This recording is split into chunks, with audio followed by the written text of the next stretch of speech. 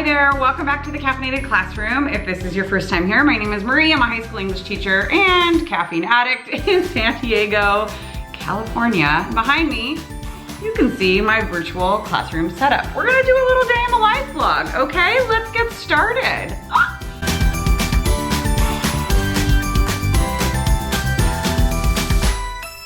My friends, it has been a minute since we had a vlog. Oh, that is very hot. I just decided, you know what, it's time. Let's have a little vlog, a little day in the life of teaching high school completely virtually. A little context for you. I have been completely virtual. Today is February 20 something. I have absolutely no idea. I think it's the 25th. It's the end of February, okay? And I have been virtual of 2021, and I have been virtual since March 13th, 2020, completely virtual. There are some students on my school campus, but they are small cohorts of different groups of kiddos. I am not one of those parts of those cohorts because whatever, I don't know, it doesn't matter. So we have been getting word this week that we're going to be reopening the secondary schools in our district in a matter of weeks, 2 or 3 weeks. The beauty of it is there's never actually a timeline. You wanna know why? No one knows. No one knows. And that's not, I mean, there are probably a few people I could lay blame on from my little corner of the world, but I'm not, because I don't know that I have all the information to be able to do that. It doesn't really matter why no one knows. What matters is that I could be told on Friday that I'm going to be back in person on Monday. That is a very real reality. Is it crappy? Yes, but it is 100% likely, because that's just the way the world is working right now. So I'm going to be working today on trying to sift through my thoughts of how this is going to work, because when I do go back, I'm going to be teaching on what is called a concurrent model. So right now I've got 2 sections of 10th grade English that I see every single day except for asynchronous Fridays. So I see my students every day. I will see both of my classes today, and I'll talk you through a little bit of what we're doing and how we got there. It's the 4th week of the quarter, so these kiddos have only known me for almost a month. And when we go back, it will be on a hybrid concurrent, meaning my students will be split into an A and B. A's will attend class in person if they have elected to do so on Mondays and Wednesdays. B's on Tuesdays and Thursdays. Everyone will be asynchronous on Fridays. But it's not like a total hybrid where half the kids have class Monday, Wednesday, and the others are asynchronous. It is where I will be teaching in person and virtual all at the same time, hence the term concurrently. Some of you I know have been teaching like this, and I've gotten so many questions how do you do, okay, now my other arm is tired already. Sad little arm. How do you do hybrid concurrent model? And I'm I have no idea. I have no idea. I have not done it yet. So I'm gonna be kind of thinking through what that's going to look like today. I have some ideas, but I just think it's gonna be one of those things that I can come up with ideas till I'm blue in the face, and until I'm actually doing it, I'm not gonna know what works. But I'm a planner, as we all know. If you've been here for a minute, you know I'm a planner. So I'm gonna try and figure some of that stuff out. I do have my 2 classes. I'm sitting down at my desk a little earlier than normal because my husband is taking my kids to school, which means that I get to catch up and, dare I say, maybe even work ahead.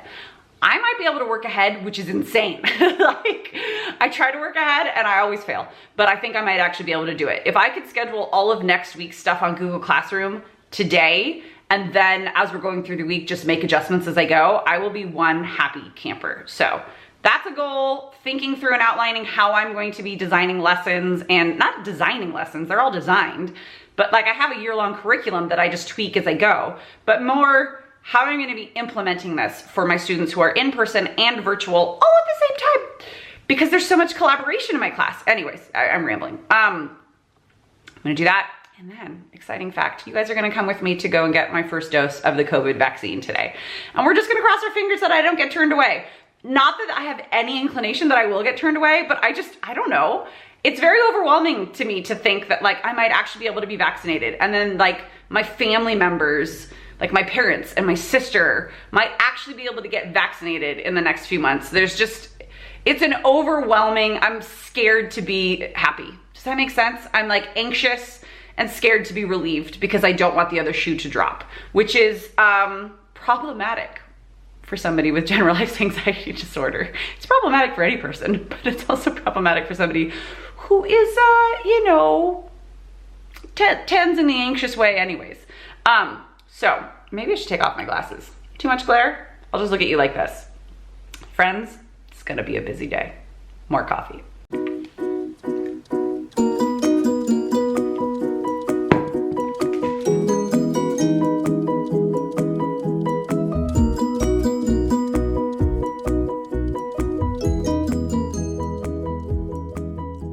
So here's what I've been working on. This is a retake for my students who earned a 3 out of 5 or lower on the first quiz that we took.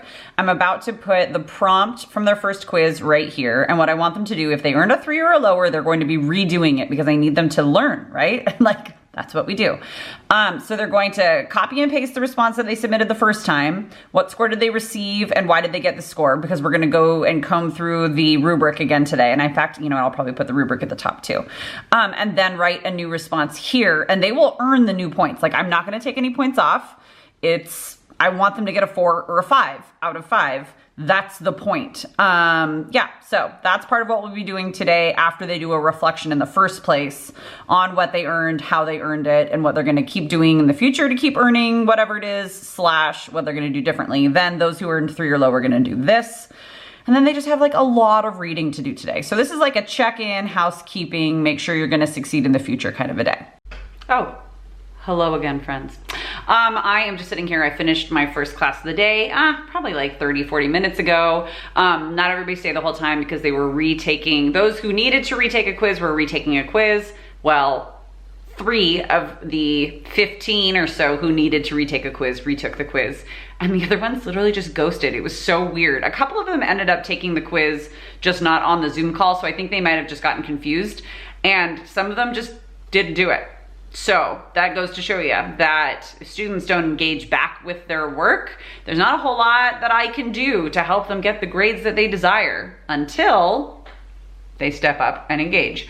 So I'm just gonna keep providing opportunities and inviting and trying different tactics to provide those opportunities, and hopefully kids will take the opportunities and run with them. And if they don't, then they will have the opportunity to retake the class if it comes to that, right? Like it is what it is, and we are in a global pandemic still. So I'm just gonna do what I can to support my students' like social and emotional needs first, and their academics a very close second. I'm gonna hop off of my soapbox for a moment now. I'm starving hungry though, and my son gets picked up and brought to me. My mom picks him up, but they both wear like double masks and have all of the windows down in the car because nobody's been vaccinated yet. So he'll be here pretty soon, and that is my like prep period / runs into my lunch is what I'm on right now. So I am just going through the very few quiz retakes that I have and applying those new points for students, and then making sure everything's ready to rock and roll because they have another quiz tomorrow. And then I might actually start working ahead, which sounds bananas to me, but I've got like 10 minutes. So I think I could get like at least bell ringers scheduled for next week, so long as the internet doesn't slow me down. Wish me luck. Hi. We have just sat down for lunch. Little guy, hey, how was your day at school? How was the morning? Good. Good? Did you do anything awesome? Did you do anything interesting? Do you remember what you did? All right, well, obviously he needs to eat a little bit. I will say that one perk, well, all the difficulties of teaching from home and everything that's been going on, one perk is that I get to have lunch with this guy most days, and it's pretty nice. And right now it's a beautiful day, so we're sitting outside. And apparently it is time to start eating. I'm really hungry too. I know. Right? I'm like, what is happening? I don't know. I don't know either.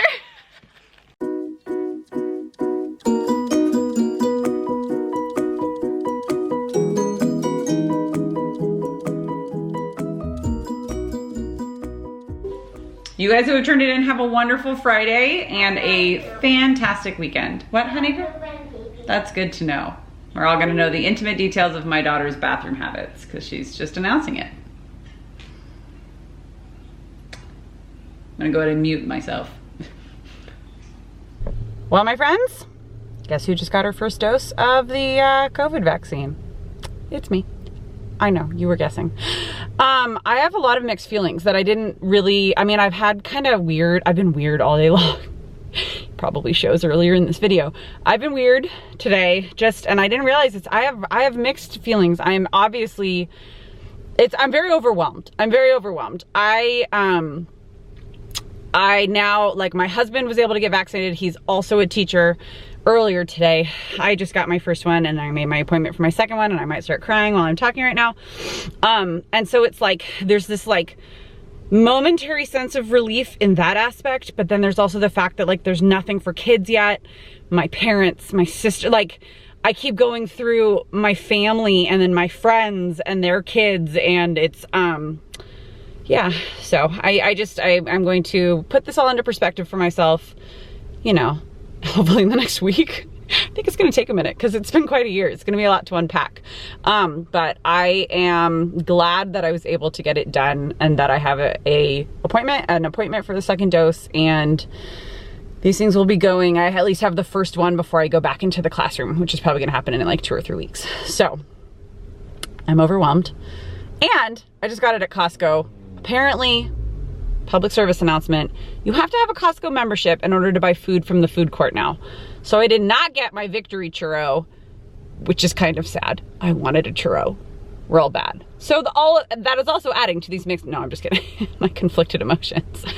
But I now need to drive home and probably fall asleep, just like go into oblivion, read my YA fantasy novel, and let sleep take me away. So I am going to sign off here, guys. Thank you so much for coming along with me today. It's not as exciting as my old classroom vlogs were, where I got to like put stuff down, you know, or like put stuff up on my walls, take stuff down from my walls, and tell you how I'm using it and all of that good stuff. But I think those will be coming pretty soon because I'm gonna be back in the classroom soon. And I've gotten quite a few requests for classroom setup for like a hybrid situation. Now that I'm actually gonna be doing it, I can figure that out and share the journey with you. So until we meet again, thank you guys so much for watching, and I'll see you next time. Bye.